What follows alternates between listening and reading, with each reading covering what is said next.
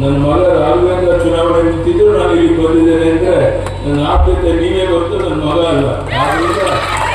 ನನ್ನ ಮಗ ರಾಘವೇಂದ್ರ ಚುನಾವಣೆ ನಿಂತಿದ್ರು ನಾನು ಇಲ್ಲಿ ಬಂದಿದ್ದೇನೆ ಅಂದ್ರೆ ನನ್ನ ಆಪ್ಯತೆ ನೀವೇ ಹೊರತು ನನ್ನ ಮಗ ಅಲ್ಲ. ಸರ್ಕಾರ ದಿವಾಳಿಯಾಗಿದೆ, ಪಾಪರಾಗಿದೆ, ಲೂಟಿ ಹಲವು ಧೋರಣೆ ನಡೀತಾ ಇದೆ. ಈಗ ಅಧಿಕಾರಕ್ಕೆ ಒಂದು 10 ತಿಂಗಳು ಕಳೆದೋಯ್ತು. ಏನಾದ್ರೂ ಮುದ್ದಬಿಯಾಳಿಗೆ ಕಣ್ಣು ಕಾಣುವಂತ ಯಾರಾದ್ರೂ 1,000 ಕೋಟಿ ರೂಪಾಯಿ ಅಥವಾ 500 ಕೋಟಿ ಅಥವಾ 100 ಕೋಟಿ ಅಥವಾ 10 ಕೋಟಿ ರೂಪಾಯಿ ಯಾವ್ದಾದ್ರು ಒಂದು ಕಾರ್ಯಕ್ರಮ ಕೊಟ್ಟಂತ ಉದಾಹರಣೆ ಇದೆಯಾ ಅಂತ ನಾನು ನಿಮ್ಮನ್ನು ಕೇಳ್ತೇನೆ. ಸರ್ಕಾರ ದಿವಾಳಿಯಾಗಿದೆ, ಪಾಪರಾಗಿದೆ, ಜನಹಿತವನ್ನು ಸಂಪೂರ್ಣ ಬರೆದು ಒಂದು ರೀತಿ ದೊಡ್ಡ ದರ್ಬಾರ್ ನಡೆಸಿದ್ದಾರೆ. ಇದೇ ವಾತಾವರಣ ಇಡೀ ರಾಜ್ಯದಲ್ಲಿದೆ. ನಾನು ಕೇಳ್ತೇನೆ, ಈ ಸರ್ಕಾರವನ್ನ ಜನ ಕೊಟ್ಟಂತ ತೆರಿಗೆ ಹಣ ಎಲ್ಲೋಯ್ತು? ಲೂಟಿ ಹಲವು ಧೋರಣೆ ನಡೀತಾ ಇದೆ. ವಿದ್ಯುತ್ ದರ ಜಾಸ್ತಿ ಮಾಡಿದ್ರಿ. ನಾನಿದ್ದಾಗ ಕಿಸಾನ್ ಸನ್ಮಾನ್ ಯೋಜನೆಯಲ್ಲಿ ಕೇಂದ್ರ ಸರ್ಕಾರ 6,000 ಕೊಟ್ಟರೆ ನಾನು 4,000 ಕೊಡ್ತಿದ್ದೆ, 10,000 ಕೊಡ್ತಾ ಇದ್ದೆ.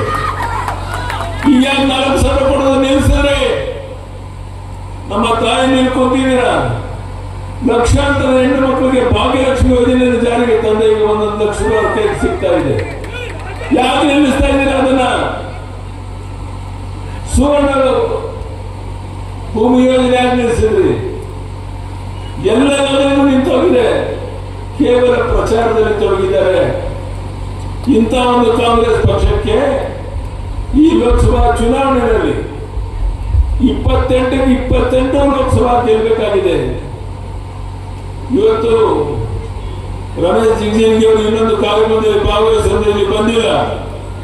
ನಿಮ್ಮನ್ನು ನೋಡಿದಾಗ ನಮ್ಗೆ ವಿಶ್ವಾಸ ಇದೆ, ರಮೇಶ್ ಜಿಗಜಿಣಗಿ ಸುಮಾರು 3 ಲಕ್ಷಕ್ಕೂ ಹೆಚ್ಚಿನ ಅಂತರದಲ್ಲಿ ಈ ಬಾರಿ ಗೆಲ್ತಾರೆ ಅನ್ನೋ ವಿಶ್ವಾಸ ಇಷ್ಟ ಇರಲಿಲ್ಲ. ಇದು ಕಾಂಗ್ರೆಸ್ಸಿನ ನೀತಿ. ಈ ರೀತಿ ದೇಶದ ಜನರ ಸಮಸ್ಯೆಗೆ ಸ್ಪಂದಿಸ್ತೇನೆ.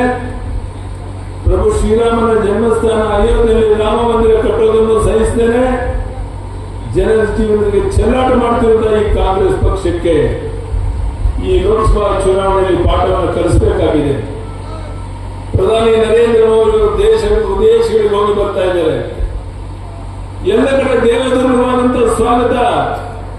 ಇಡೀ ವಿಶ್ವವೇ ಪ್ರಧಾನಿ ನರೇಂದ್ರ ಮೋದಿ ಅವರ ಮಾರ್ಗದರ್ಶನದಲ್ಲಿ ಕಾತರತೆಯನ್ನು ಕೂತಿರುವಂತಹದ್ದು ಪಾಕಿಸ್ತಾನ ಸೇರಿ ಈ ರೀತಿ ನರೇಂದ್ರ ಮೋದಿ ಅವರ ಜನಪ್ರಿಯತೆ ದಿನೇ ದಿನೇ ಜಾಸ್ತಿ ಆಗ್ತಾ ಇಡೀ ವಿಶ್ವವೇ ಅವರನ್ನು ಹಾಡಿ ಹೋಗ್ತಾ ಇರುವಂತಹ ಒಂದು ಸಂದರ್ಭದಲ್ಲಿ ಈ ಲೋಕಸಭಾ ಚುನಾವಣೆ ಬಂದಿದೆ.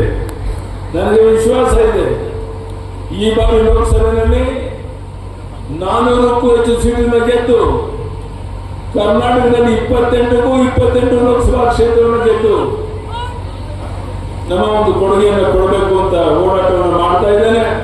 ಕಾಂಗ್ರೆಸ್ ಪಂಡಿತ ದೀನದಯಾಳ್ ಉಪಾಧ್ಯಾಯರ ಮೃತ ಶರೀರ ಮೃಗಲ್ ಸರಾಯಿನಲ್ಲಿ ರೈಲ್ವೆ ಸ್ಟೇಷನ್ ಪಕ್ಕದಲ್ಲಿ ಬಿದ್ದು ಕೇಳಿದ್ದೀರಾ. ಹೀಗೆ ಇಡೀ ದೇಶಕ್ಕೆ ಒಂದು ಮಾದರಿಯಾಗಿ ಇಡೀ ದೇಶಕ್ಕೆ ನಮ್ಮೆಲ್ಲವನ್ನ ಸರ್ವಸ್ವವನ್ನು ತ್ಯಾಗ ಮಾಡಿ ಕೆಲಸ ಮಾಡಿರುವಂತಹ ಪಾರ್ಟಿ ಯಾವ್ದಾದ್ರು ಇದ್ರೆ ಅದು ಭಾರತೀಯ ಜನತಾ ಪಾರ್ಟಿ.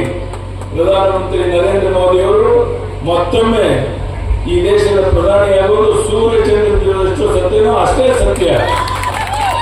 ಇವತ್ತು ರಮೇಶ್ ಜಿಗಜಿಣಗಿ ಕೇಂದ್ರದ ಸಚಿವರಾಗಿ ಒಳ್ಳೆ ಕೆಲಸ ಮಾಡುವಂತಹ ವ್ಯಕ್ತಿ ಇವತ್ತು ಬೇರೆ ಕಾರ್ಯಕ್ರಮಗಳು ಭಾಗವಹಿಸಿದ ಅನಿವಾರ್ಯವಾಗಿ ಇಲ್ಲ.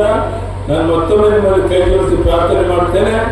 ರಮೇಶ್ ಜಿಗಜಿಣಗಿ ಅವರಿಗೆ ಮತ್ತೊಮ್ಮೆ ದೊಡ್ಡ ಅಂತರದಲ್ಲಿ ಆಯ್ಕೆ ಮಾಡಿ ಕಳಿಸ್ಕೊಟ್ಟು ನಿಮ್ಮ ಸೇವೆ ಮಾಡೋಕೆ ಅವಕಾಶ ಮಾಡಿಕೊಡ್ಬೇಕು ಅಂತ ಹೇಳ್ತಾ, ಇಷ್ಟು ದೊಡ್ಡ ಸಂಖ್ಯೆಯಲ್ಲಿ ಸೇರಿದ ನಮ್ಮ ಅಣ್ಣ ತಮ್ಮಂದಿರಿಗೆ, ತಾಯಿಯಂದಿರಿಗೆ, ಮಾಧ್ಯಮದ ಸ್ನೇಹಿತರಿಗೆ ವಂದನೆ, ಅಭಿನಂದನೆಯನ್ನು ಸಲ್ಲಿಸಿ ನಾನು 2:30 ಗಂಟೆಗೆ ಶಿವಮೊಗ್ಗದಲ್ಲಿ ಇರಬೇಕಾಗಿತ್ತು ಸಭೆಯಲ್ಲಿ.